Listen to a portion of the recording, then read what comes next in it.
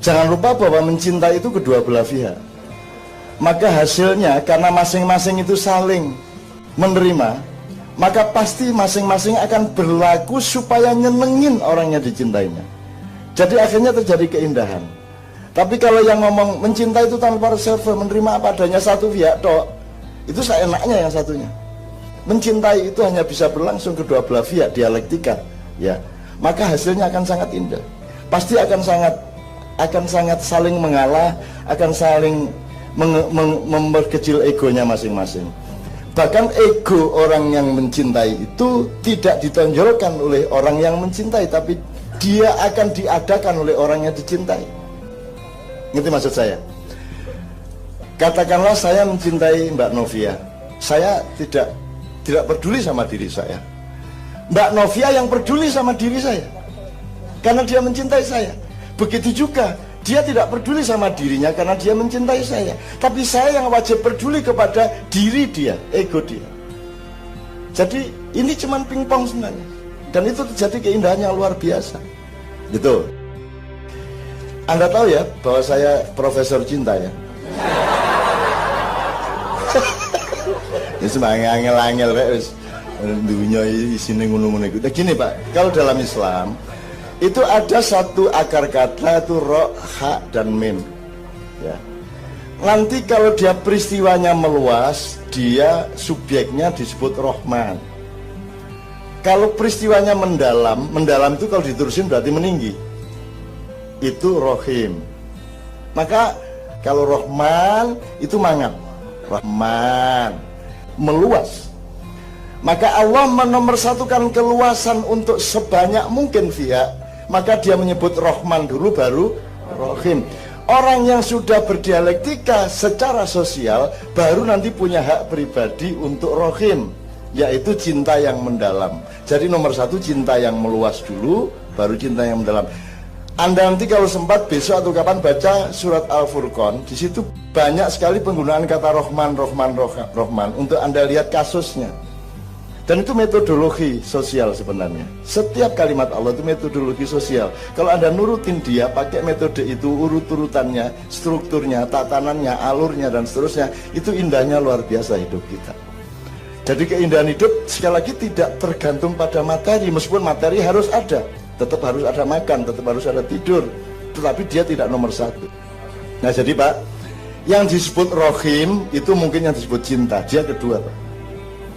Kasih sayang dulu baru punya hak cinta, kan begitu Pak ya? Jadi Rahman dulu baru Rohim, kira-kira begitu. Gampangnya gini, Anda kalau berdoa bersama, doakanlah dulu semua orang baru berdoa untuk diri sendiri, kan begitu. Itu akan membuat Allah makin wah bocah iki ndemenake tenan ya jan ya ya. Ndongake kancane padahal dia ya wis kebelet tenan kuwi. Gitu ya teman sekalian ya. Rahman Rohim. Itu tidak berarti yang saya omongkan pasti benar. Ini tolong dicatat terus ya. Kata Cak Nun loh, ojo kata Cak Nun. Saya itu cuman melaksanakan yang Allah mengatakan yastami'unal qaul. Dengarkan apa saja, termasuk saya mendengarkan Anda juga. Semua Anda dengarkan, baik buruk kamu dengarkan, tapi kamu punya parameter untuk mengambil yang baik. Begitu engkau sholat, engkau yang ambil keputusan, bukan gurumu, bukan kiaimu, bukan mursyidmu, bukan hanya Muhammad saja yang berhak ada di situ. Saya tanya, mohon maaf. Kalau dalam Kristen kan ada Kristen Protestan, Kristen Katolik. Kalau dilihat kasus tafsirnya sebenarnya itu Islam NU, Islam Muhammadiyah, atau Islam Sunni, Islam Syiah, kira-kira gitu ya. Saya tanya, apakah Anda pernah menjawab saya Islam Sunni? Pernah nggak? Pernah nggak ada orang Syiah mengatakan saya Islam Syiah? Pernahkah ada orang Muhammadiyah mengatakan saya Islam Muhammadiyah? Kan nggak ada. Karena yang nomor satu itu Islamnya itu. Bahwa tafsirmu berbeda, itu kan karena pengalamanmu. Dan kamu mengambil salah satunya tidak ada masalah. Tetapi begitu kamu mengambil keputusan untuk sholat, itu adalah genuine kamu sendiri. Tidak karena siapa-siapa kecuali karena Allah sama Rasulullah tok. Jadi ibaratnya seperti yang saya bilang seringkali, ini kita, di situ Allah. Nah di antara kita sama Allah itu yang boleh ada hanya Rasulullah, di sampingnya Allah. Nah padahal yang ribut kan di antara kita sama Allah itu kan ada ribut macam-macam. Ada Sunni, Syiah, ISIS, MTA, LDII, DDI, Muhammadiyah, NU, Persis, Al-Irsyad, NU, Banser, PP Muhammadiyah, wes PDIP, macam-macam. Ya tahu? Jadi di antara kita sama Allah itu begitu banyak wacana, ya lembaga, ya individu, ya orang, ya tokoh, banyak sekali. Saya mohon Anda datang ke sini ini untuk menghormati mereka semua, tapi jangan hidup karena mereka. Jangan ambil keputusan karena mereka. Hormatilah NU, tapi Anda tidak sholat karena NU. Kan gitu. Hormatilah Syiah Sunni semaumu, tapi Anda tidak mengambil keputusan berdasarkan Sunni atau Syiah, tapi berdasarkan keputusan pribadimu setelah mempelajari Sunni dan Syiah. Betul enggak? Karena nanti urusannya hanya Anda sama Allah. Nanti nggak dibantuin Anda. Misalnya di sini tak beat gitu ya. Kamu tak beat. Kamu jamaah ma'iyah Dasa Dharma 1. Ya. Meskipun kamu saya beat, nanti di pengadilan yang sejati saya tidak bisa belain kamu tuh. Jadi yang membaiat dirimu adalah dirimu. Yang mensyahadat, yang bersyahadat adalah dirimu kepada Tuhanmu. Tidak ada disyahadatkan, yang ada bersyahadat. Itulah sebabnya Rendra ketika ditanya di Mojopat Syafaat sekian tahun yang lalu mengatakan, Mas Willy, Mas Rendra, tahun berapa sampean pindah agama? Rendra bilang, saya tidak pernah pindah agama. Saya masuk agama ya Islam ini. Lu kan sampean dulu Katolik. Kata siapa? Lu sampean kan dibaptis sejak bayi. Ya salah sih baptis. Kata Rendra. Lu yang baptis tidak tanggung jawab kepada kelakuan saya kok. Baptis itu sama dengan beat, itu sukar dipahami. Saya tidak mengatakan salah. Karena yang membaiat Anda tidak bisa mempertanggungjawab, tidak punya hak untuk mempertanggungjawabkan atau menolong Anda. Bisa nggak menolong? Tidak bisa. Jadi yang membaiat dirimu adalah dirimu, yang mensyahadati dirimu adalah dirimu sendiri. Di hadapan Tuhan begitu demokratis, begitu private hubunganmu dengan Allah. Kan gitu.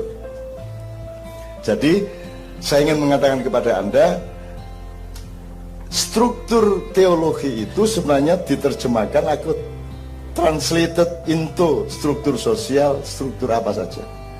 Nah seperti yang Mbak Sari katakan, tapi gimana saya nggak bisa melihat Allah, nggak bisa mendengar, gitu kan?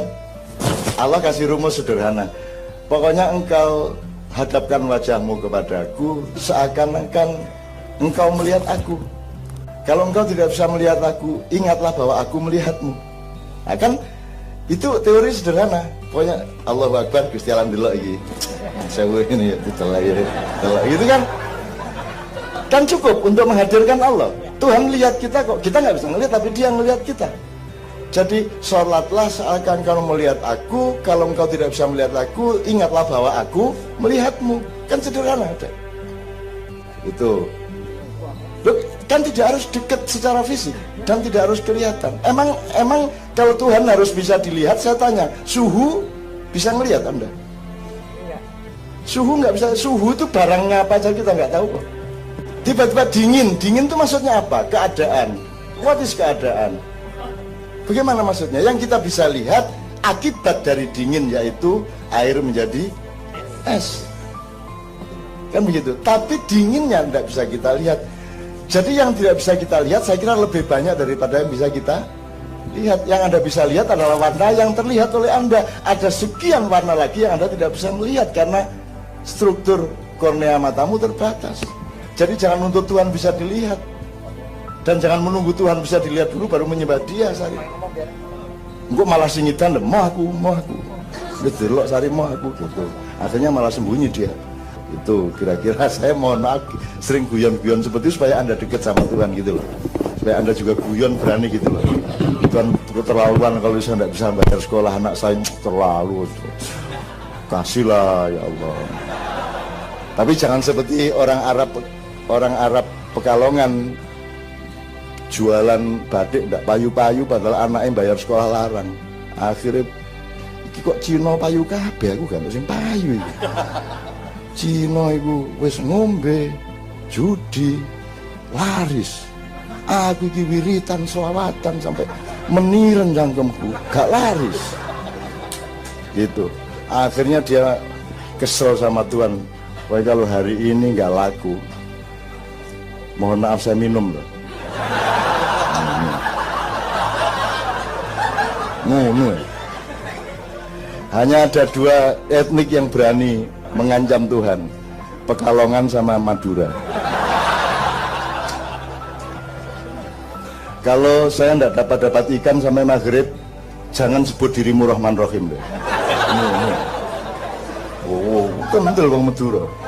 Akhirnya malaikat yang khawatir tuh, wah nanti kalau Tuhan dituduh tidak Rahman Rahim gimana ya? Akhirnya malaikat ngasih ikan banyak-banyak ke perahunya orang Madura.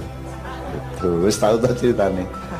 Itu. Sampai akhirnya di Bekewo sendiri, aduh dikasih ikan banyak sekali dengan catatan rumahnya dibakar sama Tuhan. Ragus kok dia. Dikasih 5 ikan, dia bilang mosok 5 ya 10 lah, kasih 10 ya 10 teman ya 15 lah gitu mas. Itu lumayan, itu dialektika Madura vertikalnya itu lumayan.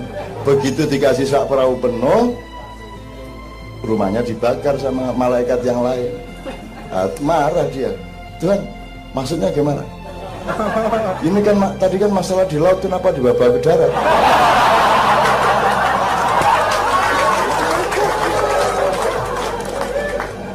Jadi gitu ya, mudah-mudahan ini semua memperkaya Anda. Jangan dilihat guyon saya, yang dilihat akibatnya, bahwa Anda lebih akrab sama Allah enggak. Dan enggak usah menuntut untuk melihat dia dulu baru akrab. Ya dibayangkan itu tok, GR aja.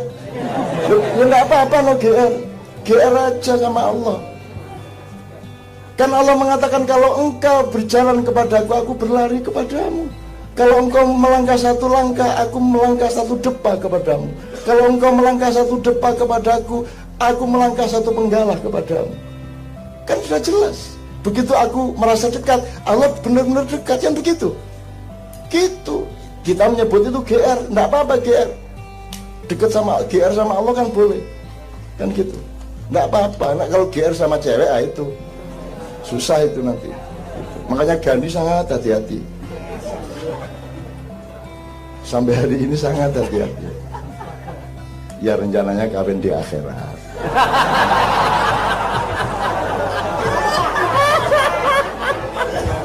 Cuman saya kasih tadi, kalau kamu kawin di akhirat, selama kamu hidup nggak nikah, nanti malaikat sudah bilang, aku itu malas memandikan jenazah yang tidak kawin. Terus gimana caranya? Sekarang kamu latihan mandi. Supaya begitu kamu meninggal, kamu mandi sendiri yang gitu. Jadi teman-teman sekalian boleh, kan itu tidak melanggar apa-apa. Anda itu itu kan mesra gitu loh. Kalau orang mengerti cinta, dia akan terlibat di dalam nuansa kemesraan. Kalau orang beragama tanpa kemesraan terus piye? Akhirnya marah terus sama orang lain. Gitu kan? Karena melihat segala sesuatu secara padat, secara formal, tidak mengerti kemesraan. Yo nek jenenge kemesraan mesti ngomongnya yo ngene-ngene to, Mas. Gimana coba? Suami istri mesra itu kan enggak rasional belas to, Mas. Iki wae sapa Dik? Ya, padahal mesti ngerti to, iso ya tak sampean. Mosok sing lanang cek takon ae jelas tak sampean, mosok gitu. Ya ndak gitulah istrinya kan. Ya punya emas dong, ngono gitu. Itu namanya kemesraan. Kalau Anda kehilangan kemesraan, bagaimana menjalankan agama? Karena sejak awal Allah defaultnya adalah in kuntum tuhibbunallaha fattabi'uni yuhibbukumullah. Kan begitu. Kalau engkau mencintai Allah, fattabi'uni, ikutlah aku, kata Muhammad. Allah suruh seperti itu, maka Allah pun akan mencintaimu. Jadi kalau engkau ingin mendapatkan ridho Allah, jalannya saudara ridholah sama Allah, maka Allah akan meridhoimu. Sekarang kita ini sibuk cari ridho Allah, tidak pernah ingat bahwa kita yang harus terlebih dulu ridho kepada Allah, gitu ya.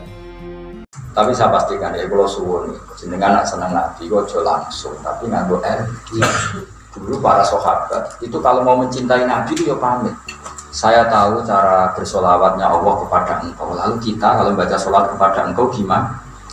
Loh, kalau enggak bisa. Tak warai mesti khusuk lah yang khusuk. Dididik. Sahabat semua mencintai Nabi. Dan ketika itu sahabat sudah tahu caranya Allah memberi sholawat penghormatan kepada kekasihnya yaitu Nabi Muhammad SAW. Inna wa malaikatahu yusholluna 'alan nabi. Lalu sahabat tanya, lalu kita yang mencintai engkau cara bersolawat gimana? Andai kan tidak diajari Nabi maka langsung begini. Assalatu wassalamu alaika ya Rasulullah. Kamu dapat rahmat dapat salam. Pertanyaannya, lho ke di otoritas apa? Kok ujuk-ujuk di sholawat bekane Kanjeng Nabi. Wong kira mlebu neraka wis apik kok. Tapi di hari Nabi kulu Allahumma sholli ala Muhammad wa ala ali Muhammad. Kamu mengatakan Allahumma. Berarti apa? Kita diajari Nabi, kamu itu tidak punya apa-apa. Kalau kamu hormat saya, otoritas itu kembalikan ke Allah. Saya ulang lagi ya, kita ini dibanding Nabi kan tidak punya apa-apa. Kan nggak mungkin cara mencintai kita kepada Nabi, kita memberikan yang milik kita kepada Nabi. Loh, kita di depan Nabi itu tidak siapa? Nggak kelasnya. Kebaikan kita nggak ada kelasnya. Tapi kita ingin memberi sesuatu kepada Nabi. Tapi kita tidak punya apa-apa. Coba kalau nggak ditanyakan dulu, kan mesti kita akan ngomong segala kebaikan saya mau tak kasihkan Nabi. Lu itu kebaikan mau. Maka terus diwari Nabi kulu Allahumma sholli ala Muhammad. Memang riwayatnya ala Muhammad sih. Terus kita secara etika nambahin apa? Jenenge ruhin ya ruhin, ora ono Pak ruhin.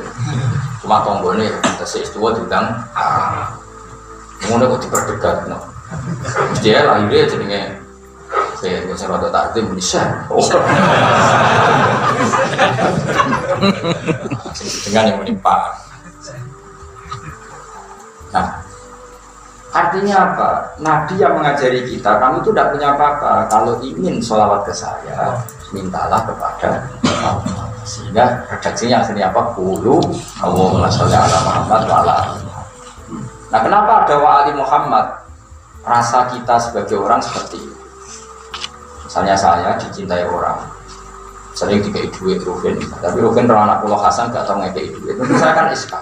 Wong seneng aku, ora seneng anak. Itu kan normal. Makanya menurut saya ajaran itu fair. Seneng Nabi ya seneng saya keluarganya. Kan dia ada lucu kan, hormat bapaknya tapi anaknya hormat orang tuanya, anak cucunya.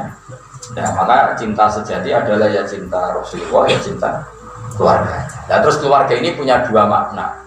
Ada keluarga karena gen, yaitu para habaib. Ada keluarga karena wirosah ilmiah, kayak para ulama. Makanya Nabi nantikan itu dua kali. Kullu nasabin, nasabin, mungkotiun yaumal qiyamah ila nasabi. Semua nasab, baik nasab gen maupun nasab sebab, itu nanti terputus. Kecuali yang terhubung nasabku, yaitu misalnya para habaib. Dan yang terhubung sababku, yaitu para ulama. Jadi cara mencintai sendiri itu harus ada ilmu. Misalnya kita seneng cawe itu, kita wayu, kiai. Berhubung kita seneng jengkol, sama dengan kei jengkol. Kira-kira dianggap cinta atau dianggap kurang ajar? Mereka cinta itu memberi sesuatu yang terbaik. Berhubung yang terbaik kalau kue jengkol ke rokok. Antara berhubung kei jengkol sampai apa alasan kenapa? Ini yang terbaik menurut saya. Cinta itu juga harus dipelajari. Kalau mencintai perempuan, ya apa yang dicintai perempuan?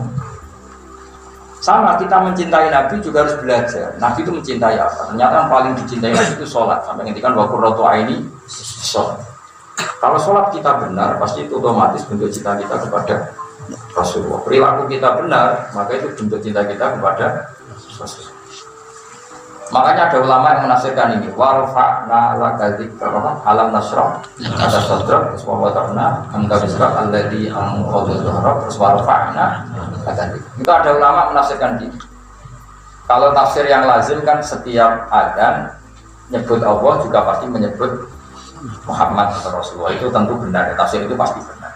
Tapi ada ulama yang menafsirkan tambahan begini. Itu masih gak keren, karena kita ingatnya Nabi berpaketan dengan Allah itu pas adzan sama pas sholat atau pas apa jumlahnya terbang.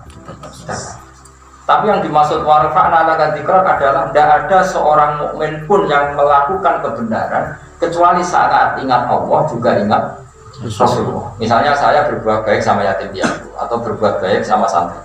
Pikiran saya pertama apa? Berbuat baik sama yatim itu perintahnya Allah. Pikiran kedua apa? Seperti dawuh Nabi ana wa kafirul yatim kahate ini fil jannah. Artinya nggak mungkin seorang mukmin nyebut Allah kemudian dia tidak ingat Nabi. Paham ya? Ketika aku apik mbek Mustafa, mesti kan mergo ngapiki santri ku apik. Jare sapa? Dawuh Kanjeng Nabi. Tapi ya harus diteruskan. Lalu kamu tahu kalau itu dawuh Nabi? Jare ulama. Nah, makanya dawuh cerita tadi, katanya diantaranya Syekh Muhammad pernah ngendikan itu diurutkan. Jadi kita bisa mencintai siddiqin lewat sholihin. Dari sholihin naik syuhada, naik siddiqin, kemudian bisa mencintai secara benar, mencintai Nabi Muhammad SAW. Kalau cintanya pasti, semua kita pasti mencintai. Tapi ojo asal cinta, harus nunggu instruksi para nabi. Karena mereka yang tahu, yang punya sanad cara kita mencintai. Masyhur kan Nabi ketika ditanya, ya Rasulullah saya ingin masuk surga bersama engkau, lalu apa yang saya perbuat? Jawab Nabi apa? Fa'inni ala nafsika bikasrotis. Ya sudah, Nabi ingin surga mau aku, tolong kamu harus memperbanyak sujud. Artinya apa? Memperbanyak sujud adalah cara yang memudahkan kita dapat syafaat Rasulullah Sallallahu Alaihi Wasallam. Selain tentu baca sholawat, apa dan lain-lain. Tapi sebenarnya itu hanya sebagian cara. Baca sholawat itu sebagian dari cara. Ada yang di hadis sahih disebutkan apa? Fa'inni ala nafsika bikasrotis sujud. Kalau kamu ingin sesurga dengan saya, maka tolong kamu bantu saya dengan memperbanyak sujud. Karena sujud ini khas.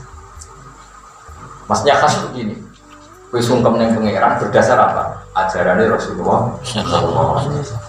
Itu warfa'na lagi dikro. Jadi saya Muhammad pasti ngangkat derajatmu karena tidak ada kebaikan yang dilakukan orang mukmin kecuali terinspirasi satu oleh perintahku kata Allah, dan perintahku itu diketahui ya lewat ajaranmu.